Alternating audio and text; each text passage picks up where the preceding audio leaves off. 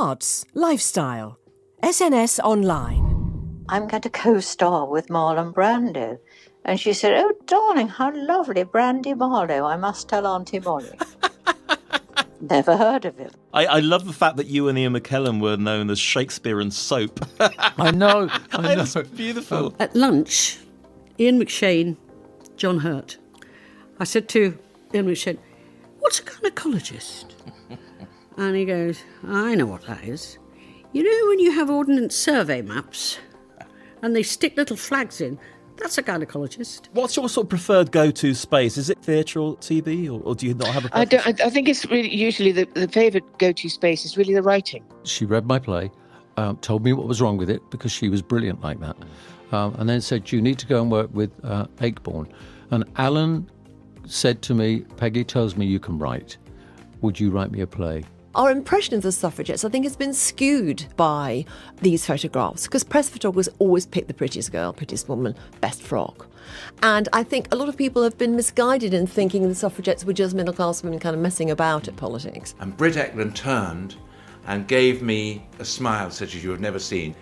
I got this wonderful, utter, total attention until she realised I was absolutely no use to her whatsoever, and it was all turned off as though the light was... Oh, no! It did make me laugh. I think all good actors are trying to shine a light on what it means to be human, you know, and to look at human behaviour and to look at contradiction. I also think sometimes you can get away with doing more with comedy than you can with drama.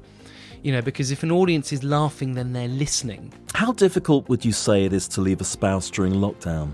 It's incredibly difficult, even pre-lockdown. It takes on average 7 times before a woman finally leaves. But of course, during lockdown, it is even harder than ever for women to access support. The thing was, there was such an emphasis on medication in the hospital. You know, the doctors and the nurses, when I said that I felt suicidal, and they would react straight away and, you know, I'll take this medication and kind of go into this panic. Very little kind of talking about what was really going on.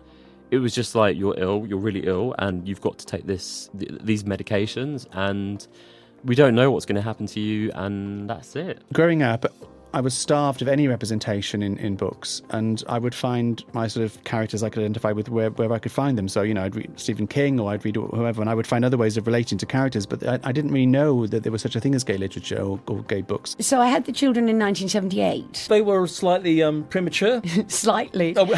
Sneeze and they were there. How much can you tell us about Mary Poppins, and can you succumb to tickling or bribery?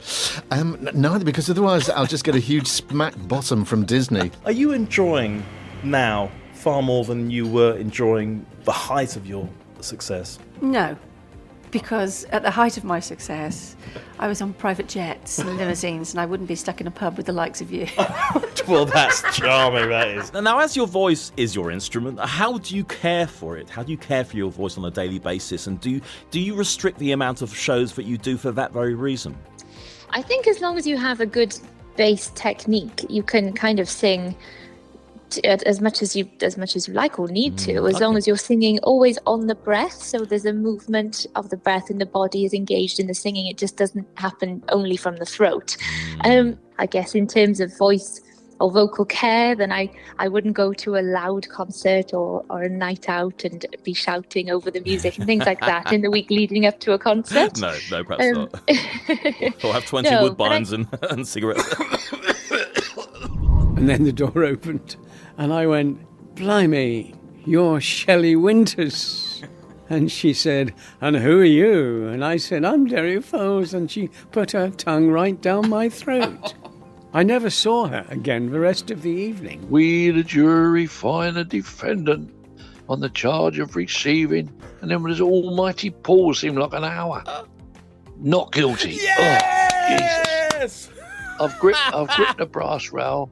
The judge's face was absolutely puce. I love it. He was as red as a beetroot. You beat the system. He was so angry, obviously. Now, you have to understand, never in the history of the BBC had there ever been such a thing as a pilot episode. We didn't do things like that. They did that in America, but not here. So to get the chance to do it again was unbelievable. Ah, so you're not dead? Oh, no, I didn't die. No. So you could come back? I could, I suppose, but I'm not sure if that's likely. But you never know. Okay. Well, watch your space, as they say.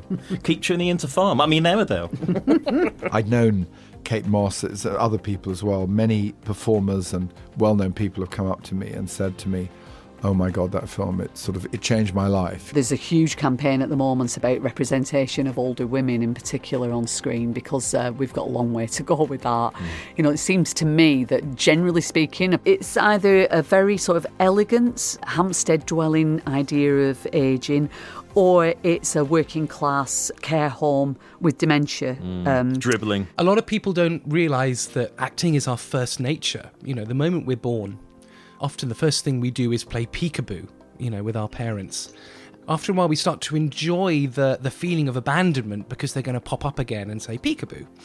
And then from there, we develop, things like now you see me, now you don't. And then we start doing hide and seek. And then we start involving other people. And then lo and behold, as kids, we're playing and we're suspending our disbelief and we're using our imagination. And it's our first nature because that's how we learn. We learn from observation. We learn that when someone scuffs their knee, I'll act like my mum does when I scuff my knees. So we start invoking characters. We become the mother, we become the bully, we become the father figure, we become lots of different things. And that's how human beings grow up. I thought to myself, well, if this is a twice-weekly programme and going on throughout the year, I should be editor. So quite right, Sue. So I gave myself the job, as it were, and had it on the credits. And nobody queried it. It was extraordinary. The worst people to interview, if you're a presenter, is another presenter. Because you're then thinking, I know what they're thinking. And you're both playing a kind of strange game. And it's very difficult to play a game with somebody who's also playing a game. And you don't quite know what game they're playing, but you hope that it's sort of on the same court. I read an article recently in The Guardian, and it was about Blue Peter, and it was about me flying a hot air balloon in the Arctic Circle across a frozen lake in Finland. And I thought, I even read it and thought, wow, that sounds amazing. And then I was like, wait, no, I did that. That was my challenge. Do you think that you were the embodiment of, like, quote-unquote girl power way before it was seen as a thing? I mean, very ahead of the curve, because you were so totally authentic. You were just getting on with it. It was way ahead of traditional women's lib in a way. I get asked this a lot. It's only since making my documentary and watching it with an audience that I realize I didn't know what I was doing. I can't pretend I did. I was simply being uncompromising to changing anything about myself, and I'm still the same now.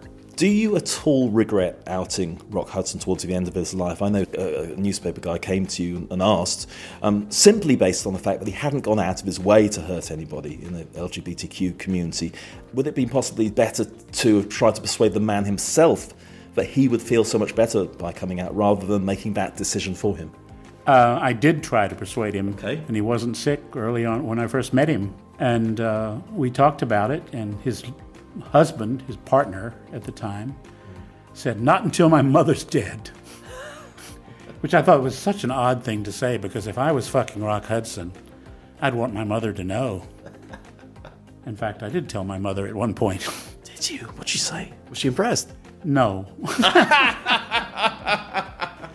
There's a big thing these days, I'll just say to this, where people say, I'm just telling the truth. Yeah. No, darling, it's your truth. And what we're seeing now is we are asked to form opinions. And with opinions, I look at it this way. Is it true? Well, that's impossible these days, isn't it? Is it true? Well, who knows? Do I need to say it? Yeah. And is it kind? Are you religious at all? Not even slightly. Have been, but something happened to make me a little bit sceptical about all the various answers to the questions we pose about what life is about and how it started and when will the world end and what happens after death. And I couldn't find any answers to that. I once went on to a programme, and next to me there was quite fanatical Islamist, and in the audience there was an equally fanatical Zionist, and they started to get at each other. And after a while, I was asked my view, and I said, thinking people were going to throw things at me, if I were God, I think I'd ban religion. and I got a round of applause. I think a lot of people feel that way. You know, whether or not you have faith, what is happening in the name of faith is sometimes really evil. Lots of memories all this time. Bush House, of course. Let's talk about that. Yes, an incredible building. And my department insisted that we should sleep there overnight. The shifts encompassed a break in them overnight, 4 or 5 hours of nothing. What on earth are you meant to do? Well, they provided some beds in very inappropriate places. It was a good idea to provide the bed, but actually you must also provide the conditions in which to sleep in it, which they did not. And they were in the terribly cold rooms, always very uncomfortable, or they were in the dormitory. What a horrendous experience the dormitory was. It was like a hospital ward with individual cubicles with curtains around each bed, and a lady came and woke you up when it was your time and shone a torch in your eye. It wasn't her fault she was told to do this. Didn't she sort of shake your foot violently or something? She grabbed your foot to start with, to wake you up, and then blinded you with your torch. And then I got to the 17th floor, and you managed to get in through an open window. Yep, and I knew which door their suite was because there was a guard outside. Right. And he was drinking a coffee, and I waited until he had a call of nature. Yes. And the moment he slipped away, I ran, slipped in and knocked on the door, and to my amazement, Yoko answered. Right. And I just said, please, can I have an interview for my school paper? And she said yes. And she invited me in, and suddenly I'm face to face with John Lennon. Okay, Alex, I had noticed, as a strolling player as you clearly are, you brought your guitar with you tonight. I did bring my guitar. Are you going to give us a little ditty? Got a theory that I'm in love. So this heart, it beats for you. This mind, it's thinking of you most of the time. The sound of a choir filled my empty ears. This is a love that's true. Okay, Toby, we're going to do a Doctor Who mastermind for you. Are you up for the challenge? Yes, I have to say, because people say that I'm this expert on Doctor Who. I've never said I am. Finish the quote. I'm tired of being an outsider, Doctor. I'll give you a clue. It didn't go well. I want to go home? I want to go back to my own people. Okay, we'll give you that. We'll give you that. Oh, it's Romana, isn't it? No, it was Adric. Oh, yes. Who composed March... I'll start it so I'll finish. Who composed March of the Women? Ethel Smythe. Correct. Who wrote Stage Rights and is also appearing on SNS Online today? Naomi Paxton. Yeah! You. Me, sir? Yes, you. Who else is there? You down there, boy. What, me, sir? But I'm just a poor Dickensian orphan from Penny Farthing Lane, sir. Strike a light in the year of our Lord 1822, sir. If my name's not Van Dyke's Dick, sir. Yes, we get the idea. Don't milk it, love. So here's one. Go on then. Michelle Hussein, that marvellous presenter that is at the BBC, I am quoted in her book. She's written a book called Skills, and probably the thing that thrilled me more than anything this year is I went to the launch of the book, where not only was I the smallest, but I was also probably the least famous person in the room. It was just kind of politicians, the top brass at the BBC, and me, and she name-checked me. Oh, that's wonderful. And I was standing next to Claire Balding at the time, and I nudged Claire Balding in the room and I went, that's me, that's me. Boy, what day is it today, you underage, not altogether undecorative scallion? Why, sir, begging your pardon, sir, but it's Christmas Day, sir. All day, sir. Christmas Day? Yes, sir. And me and my 245 brothers and sisters haven't eaten for 5 years, sir.